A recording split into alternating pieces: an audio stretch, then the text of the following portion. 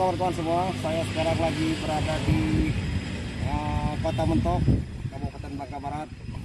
Sementara seperti yang kalian lihat di belakang saya tertulis Sanggerahan BTW Rumah Persinggahan. Untuk lebih jelasnya tentang rumah peninggalan ini, yuk ikut saya belok.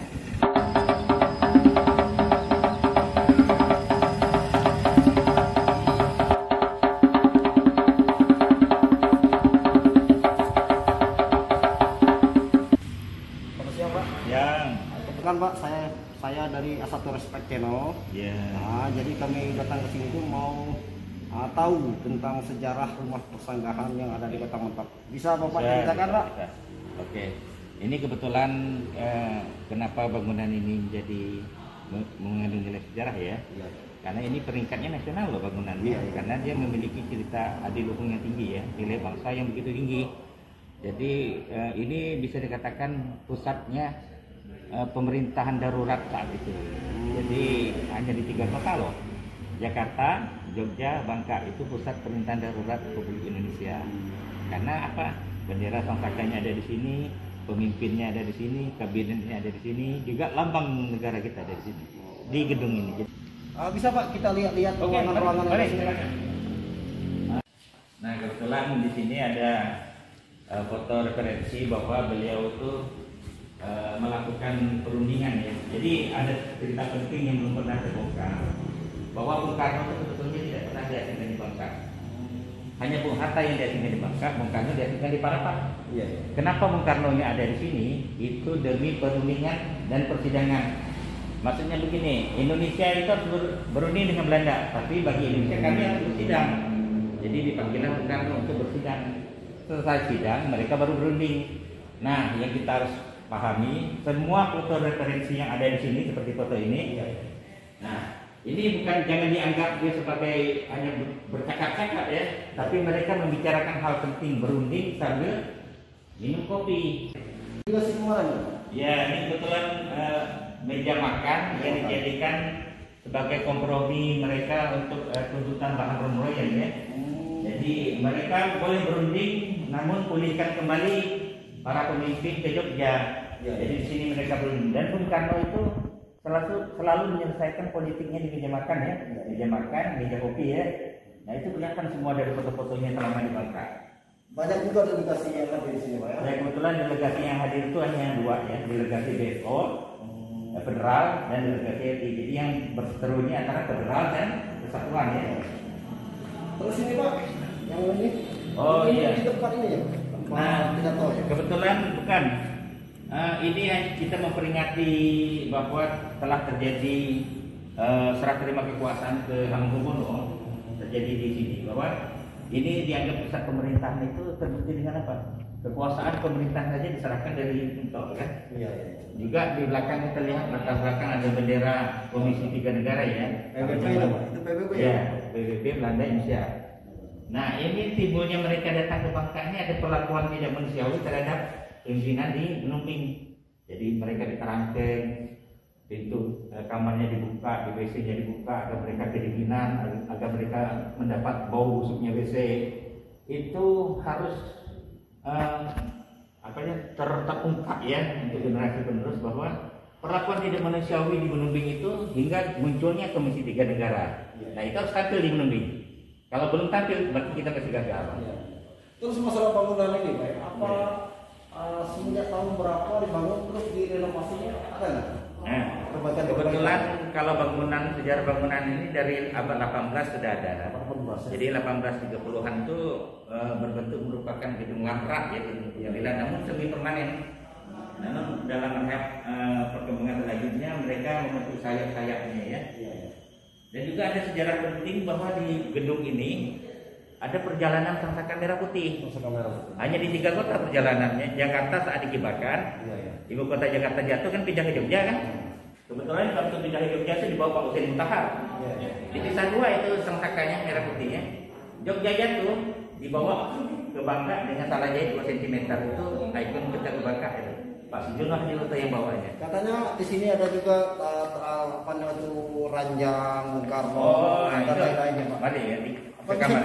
Boleh ke kamarnya Pak Karno. ruangan Pak Karno? Kebetulan ini kursi ruang tamu ya. Replikanya sama, ini replika juga. Nah, silakan, ini baru kamarnya Pak Karno. Ini kamarnya. Nah, kebetulan beliau ini ada keunikan sendiri yang memiliki ciri khas ya. Bung Karno tuh ingin selalu ruangnya diganti mawar. Ya, 2 hari sekali harus diganti mawar. Iya. Nah, itu khasnya Bung Karno. Mungkin filosofinya apakah beliau suka dengan merah gagah beraninya atau kecantikan seorang wanita yang gagah berani. Benar, ya. Karena saat itu perwangi itu rata-rata wanita. Ya? Benar. Makanya wanita tuh harus bagian mawar merah. Kalau melihat kamu berduri. Iya. Tajam dia. Ini ruangan apa lagi nih? Nah, sebelahnya ruangan Haji Agus Salim. Iya. Nanti ruangan negeri. Baiklah teman-teman, yang ini kita ketahui ruangan khusus Bung Karno, dan kita lanjut ke ruangan Bung Haji Agus Salim. Nah, sini. Nah, ini Haji Agus Salim. Agus Salim ini banyak yang nggak tahu bahwa beliau ini bapaknya Emil Salim kan? Iya. Nah, sini ada yang lulus. Nah, ini kemudian lemari-lemari zaman itu dikenal lemari gendong ya. Lemari zaman Eropa. Kalau ini ruang galeri. Ini ruang galeri. Nah, boleh diambil, silakan melihat galeri. Bung Karno selama dia singgah ditahan ya kalau kita sebut, karena beliau kalau dia singgah di Parapat kan, beliau ditahan kota di sini. Jadi beliau selalu kegiatannya dikarengan rakyat ya, baik anak-anak, ibu-ibu, semua kegiatan organisasi dilakukan beliau. Karena itu kesempatan bagi dia untuk menjalankan politiknya ya. Memang Pak ya, kalau saya udah berapa banyak saya berkunjung, ternyata Mentok ini salah satu kota sejarah yang paling banyak kan ditinggal oleh pahlawan kita dibandingkan kota-kota lain yang ada di Bangka Belitung. Iya, benar-benar tetap pertahanan. Kayak Lumbing, Pak ya. Iya, jadi harus kita pertahankan jangan sampai nilai marwah itu hilang ya. Terus gimana Pak peran pemerintah Pak dalam itu melestarikan jaga budaya khususnya kayak gini ya? Ya, kita berharap justru peran pemerintah tuh para kepala dinas, para pemimpin itu harus berjiwa nasionalis. Iya. Karena kata Pak Rum atau Karno juga bilang ternyata rakyat bangsa itu lebih republikan loh. Iya. Nah, kita harus buktikan kita harus berjiwa nasionalis, baru bisa kita peduli dengan bangunan ini. Nah, selama kami 5 tahun ini hanya kebetulan Pak Gubernur yang peduli, jadi makanya berubah kan. Tadi alhamdulillah baru 20%. Kembali ke aslinya baru 20%. Masih ada Pak ruangan-ruangan lain yang bisa kita liput? Kebetulan di sini kan Pak tokonya di Pasanggerahan BTW. Pak tokonya di Lumbing. Kalau di sini kan Soekarno, Pak Ali Sasro, Agus Salim dan Mr. Rum ketua delegasi. Ya, ini kita ke ruang Pak Ali Sasro. Ini ruangan Ali Sastro. Menteri Pengajaran waktu era zaman Bung Karno. Kebetulan di dia itu kabinet Ali Sasro itu ada yang penting. Nah, ruangnya sama ya.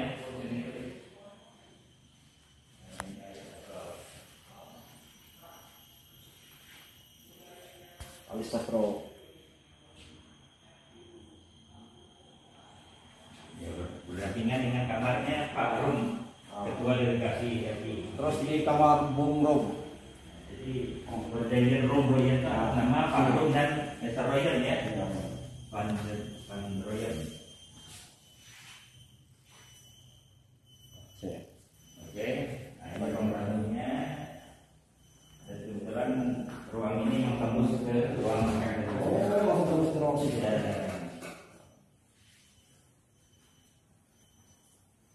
Ada lagi ruang Apa nama itu Pak Ali Sastro tadi langsung tembus ke sini ke meja perundingan.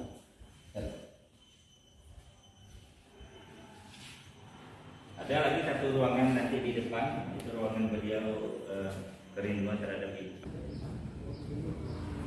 Mana Pak? Di sana Pak? Nah, iya ruangan depan.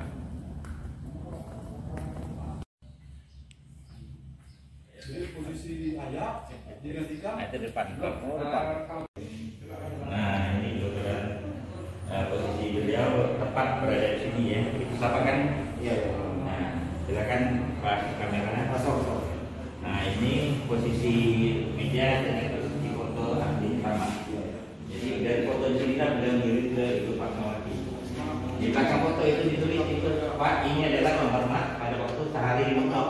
Oh, ini tulisannya. Ya, urut ataukah umum. Lu aja kalau biasa ayam. Ya, itu Sampai dia mengirim foto ke istrinya. Ya terus yang ini kopiannya Pak. Kopiannya itu bukan foto kita kalau ini foto. Jadi pengunjung kalau foto bergaya kayak bukan. Nah, kebetulan ini sebagai ikon berfoto ya untuk mengingatkan para pengunjung, mengingat kita orang Bangka juga bahwa ternyata perjalanan Sasaka Merah Putih itu singgah di Bangka ya. Jadi inilah sebagai berfoto menyatakan bahwa gedung kita ini memiliki nilai sejarah tinggi itu hingga singgah di Sasaka Merah Putih. Nah itu di penting Jogja, Jakarta, Jogja, Bangka. Nah disinilah jadi kita kalau sebagai simbol ya itu pengakuan sebagai pusat pemerintahan darurat itu beradanya menjadi penting. Kan lengkap semua kayak bendera, Garuda, tugu kita, pemimpinnya, kabinetnya tinggal di sini. Kita sebagai warga Bangka Belitung sangat bersyukur sekali. Iya.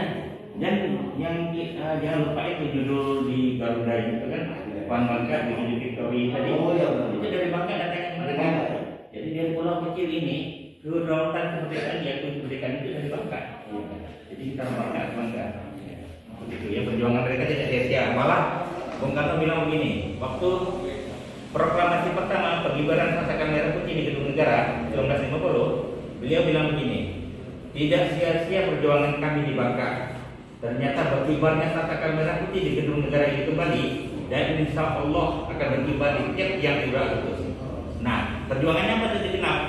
Di Bangka, kelompok Bangka, Tres Baru, Tres Bangka. Nah, itulah perjuangan kita di Bangka. Oke? Terus Pak terakhir Pak. Ya. Harapan menterinya tersinta ke Iya. depan tentang ya masalah cagar budaya. Ya gitu. Kita berharap bahwa sebagai generasi muda khususnya Bangka Belitung, jadi satu kita harus memiliki kebanggaan dan jiwa nasionalis karena hanya satu-satunya di seluruh Indonesia yang memiliki bangunan bersejarah yang tempat penghasilnya para pemimpin beserta kabinetnya hanya di Bangka Belitung. Jadi harapan kita dari pemuda lah untuk ke depan yang lebih peduli, yang lebih bersemangat dari tahun sekarang ya, agar marwahnya, feelnya dapat ya dari pengunjung itu. Kalau jauh datang ke sini, sarannya satu, marwah dan feelnya harus dapat. Jadi mereka harus merasakan perjuangan para pemimpin dahulu yang kita rasakan saat ini kemerdekaannya. Jangan lupa, jangan sekali melupakan sejarah bangsa. Ya saudara. Iya. Ya terima kasih banyak. Sama-sama.